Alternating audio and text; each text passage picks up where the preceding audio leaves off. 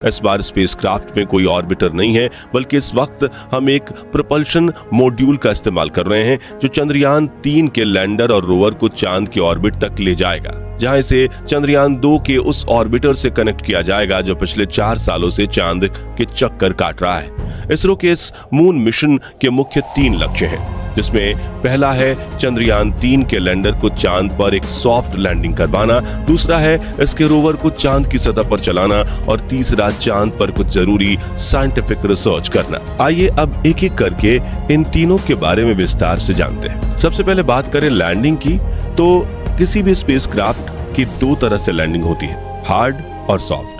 जिसमें से hard landing में कोई भी स्पेसक्राफ्ट अंतरिक्ष में मौजूद ग्रह और उपग्रह पर तेजी से लैंडिंग करता है, जिससे सतह से टकराकर उसके क्रैश होने के चांसेस बढ़ जाते हैं। हार्ड लैंडिंग के दौरान ज्यादातर मामलों में स्पेसक्राफ्ट से हमारा संपर्क टूट जाता है या फिर वो एक जगह पड़े रहते हैं, और यही दिक्कत चंद्रयान 2 के विक्रम लैंडर के साथ भी हुई थी।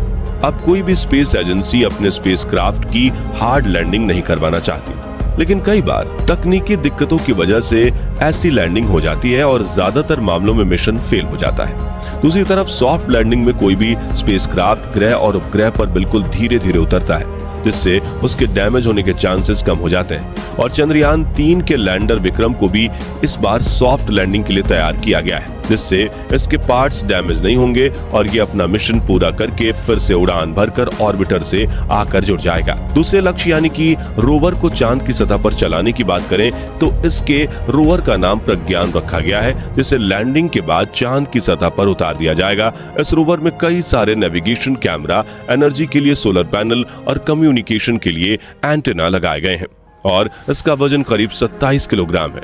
ये चांद की सतह की डेटा कलेक्ट करके लैंडर को भेजेगा और लैंडर इस डेटा को ऑर्बिटर को भेजेगा, जहां से ये डेटा इसरो के ग्राउंड रिसर्च सेंटर पर पहुंचेगी। अब इस मिशन के तीसरे लक्ष्य यानी रिसर्च की बात करें तो चंद्रमा 3 का लैंडर चांद के उस दक्षिणी ध्रुव पर लैंड करेगा जहां आज तक कोई स्पेसक्राफ्ट नहीं गया। यहाँ पर लैंडर और रोवर मिलकर चांद के तापमान की जांच करेंगे, चांद पर होने वाली भूकंपीय घटनाओं की जांच करेंगे, साथ ही ये चांद के वातावरण में गैस और प्लाज्मा की जांच भी करेंगे। इसके अलावा कई सीक्रेट साइंटिफिक रिसर्चेस भी किए जाएंगे। कुल मिलाकर इस मिशन से इसरो चांद की वो डेटा कलेक्ट करेगा जो चांद पर मानव बस्ती बसाने की कोशिश को एक और कदम आगे ले जाए। साथियों, चंद्रयान 3 का लैंडर चांद पर 1 लूनर दिन तक रहेगा, जो कि धरती पर 14 दिनों के बराबर होता है, जिसके बाद ये फिर से उड़ान भरकर ऑर्बिटर के पास आ जाएगा। इस मिशन का बजट 615 करोड़ बताया जा रहा है। पहली बार सुनने में तो ये बजट आपको ज्यादा लग सकता है, लेकिन बता दें कि ये बजट पिछले दिनों रिलीज हुई फिल्म आदि पुरुष के 700 करोड़ के बजट से भी कम है, और इतने कम बजट में चांद पर जाकर इतने बड़े मिशन को अंजाम देना वाकई में काबिले तारीफ होगा।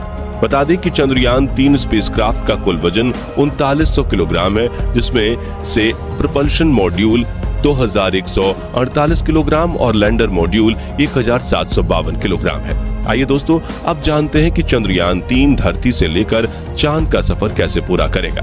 तो चंद्रयान 3 के स्पेसक्राफ्ट को रॉकेट से जोड़कर इसरो ने अपने LVM-3 लॉन्च व्हीकल से जोड़ दिया, और यह मिशन LVM-3 के इग्निशन